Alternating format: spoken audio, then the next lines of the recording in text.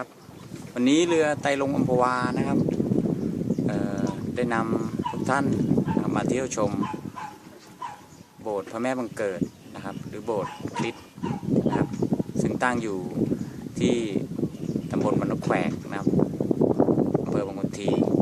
นะครับสมุทรสงครามนะครับเราล่องตามแม่น้ำแม่กลองนะครับล่องขึ้นมาประมาณ11 กิโลเมตรนะครับเพื่อมาชมโบสถ์คริสต์นะครับสวยสดงดงามมากครับ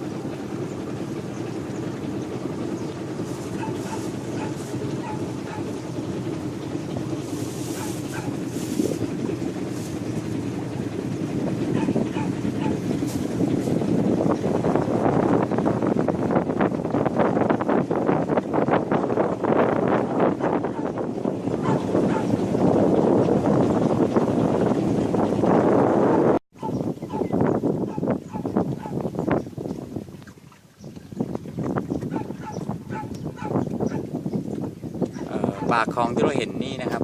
คือปากคลองที่จะเดินทางเข้าสู่คลองดำเนินสะดวกนะครับเดินทางเข้าไปประมาณ200 เมตรเราจะไปเจอนะครับวัดเจริญสุขารามนะครับ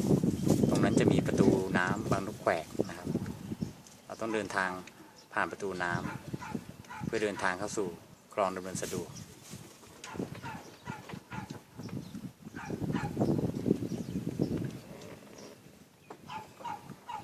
ด้านหน้าที่เราเห็น